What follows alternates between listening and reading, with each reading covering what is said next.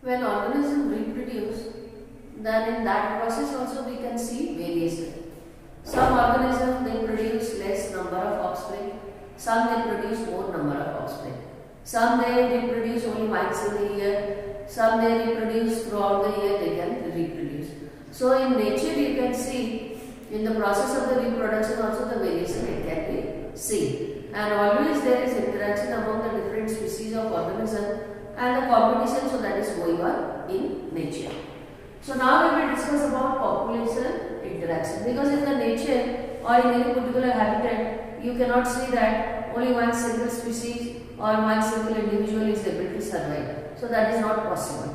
Why? Because always there is dependence between plant and the animals, among animals and the animals, and among the plants and the abiotic factor. So always in the ecosystem the interaction so that is taking place among the living organism also and with the abiotic factor also. But now we will discuss about the interaction among the different type of the living organism.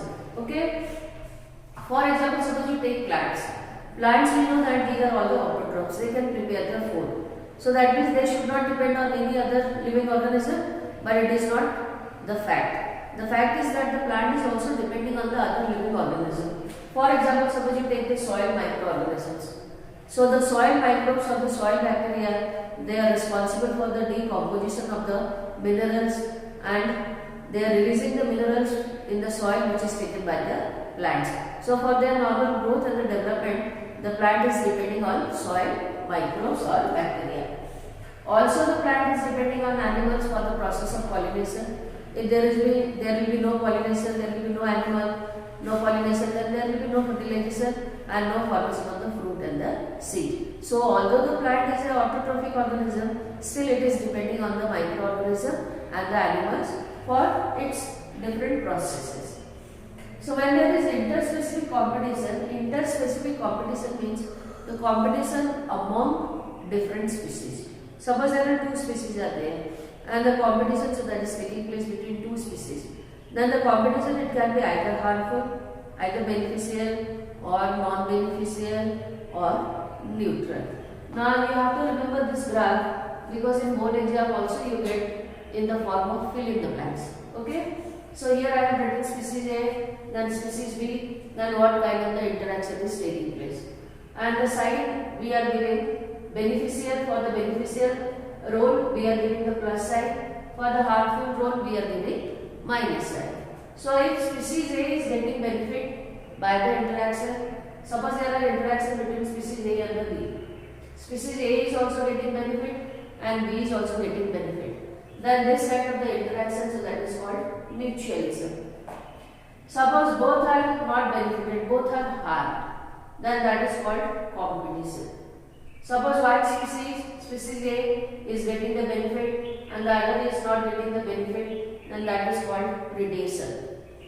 Similarly, suppose one is getting benefit, another is getting harm, then that is called parasitism. One species is benefited and the other is neither benefited nor harmed, so neutral, then that is called commensalism.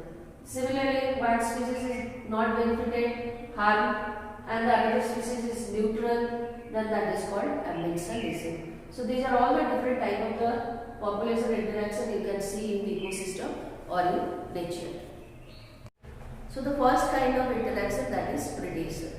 Predation means predator is the organism who eat prey. So the prey is the food for predator. And in the process of predation, there is transfer of energy from prey to predator. Because in food chain you know that 2 or 3 organisms they are connected with help of the food chain, and when in the process of eating there is transfer of energy from one trophic level to another. So the same thing is happening in case of predation. For example, when we say predation, then the first example comes to our mind that deer is eaten by a lion. So that is a very simple example. Okay, deer is a prey and the predator is the lion. Suppose if you are taking another example that the birds they are eating seeds. So that also we can say predation, because it is not compulsory that predation means only the animals they are involved. Even the plant also can be involved in the process of predation. So both are example of predation. Okay. So what is the role of predator? You get question in board exam. The first part is keep prey population under control. Because if there will be no predator in nature, then the prey will keep on reproducing with maximum efficiency and the number will keep on increasing. Like for example, suppose unlimited resources are there and the elephant population keep on reproducing continuously, then the whole forest will be full of elephants. Okay, so if you want to check control on the prey population, then the predators should be there in nature. For example, I am explaining by giving an example. There was a cactus, prickly pear cactus, in Australia in the year 1920, and there was no natural predator at that time in Australia. So the cactus went on reproducing continuously and it caused an havoc. The number was so large that everywhere the cactus was seen. Like nowadays also in different states of India you can see the carrot grass, so there is no predator.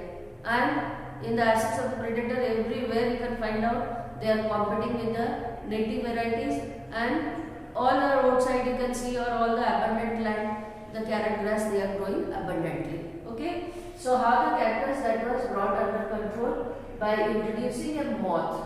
The moth was a natural predator and it was brought from some foreign country and it was put in Australia. Then after that only the numbers that was controlled. So this is a biological control method which is also nowadays it is used in agriculture. Now the second point is that the role of predator, maintaining species diversity in a community by reducing the intensity of competition. If there will be competition, then in the process of competition you can see that now the species which is the strongest will survive and the another one will be killed. Okay, or you can see sometimes you can see that in the process of the competition now both are killed. So here you can see either here there is no beneficial role, there is, you can see there is a harmful role is there. So the example is that Rocky intertidal community in the American Pacific coast. In the rocky area of the Pacific coast, starfish was the common predator. And in the presence of the predator, all the invertebrates which are found in that particular locality, so there was a check on the control of their number. When all the starfish they were removed from that area, that due to competition, all 10 species of the invertebrate they became extinct from that area. So if we want to control the process of competition, then there should be some predator. Like dinosaur, you take the example of the dinosaur. Why dinosaur is vanished? Nowadays you cannot see the dinosaur because there was competition among themselves, and in the process of competition they became extinct. Prey species have evolved various defense mechanisms to protect themselves. Because the predator they are eating prey, so naturally the prey will make some manipulation so that the prey can be protected from the predator. So what are the different kind of the manipulation they are making? Number one is the camouflage. Camouflage means change in color. Like for example, all of you know that chameleon can change the color as per the color of the surrounding. If the surrounding is green, then the body color will be green. If the surrounding is red, then the body color will be red, so that they can mix with the surrounding and the predator cannot detect the prey. So that is called camouflage. Similarly, the another kind of the modification is monarch butterfly is highly distasteful to its predator, because there are many predators who are depending on insect, and if the insect is distasteful, the taste is not good, then naturally the predator would not like to eat the prey. So that is also one kind of morphological adaptation. Then nearly 25% of the plants which are eaten by insect, they are phytophagous. Phytophagous means the stem is having full of cell sap, and the cell sap is eaten by insect. So how the plant is protecting itself? Many plants have chemicals that make herbivores sick. You can see there are many plants. For example, suppose you take Calotropis. If you break the leaf or the stem of the Calotropis, then you can see white latex will come out, and the latex is highly poisonous. If the herbivorous animals they are eating calotropis, then there will be disorder in the stomach. They may get killed. So they will never eat calotropis plants. So like this, there are so many plants are there which can secrete the poisonous compounds, and the herbivores they avoid eating these plants. Then they can produce the chemical compounds like the nicotine, caffeine and the quinine, so which are poisonous compounds for other herbivorous animals. Similarly, in many plants you can see that thorns are there. For example, suppose you take cactus. The cactus plants is having thorn. So cactus is not eaten by the herbivorous animals. Or some other plants also, for example the bougainvillea and many other plants, they are also having thorns. So the plants which are having thorns, they are protecting the plants from the grazing of herbivorous animals.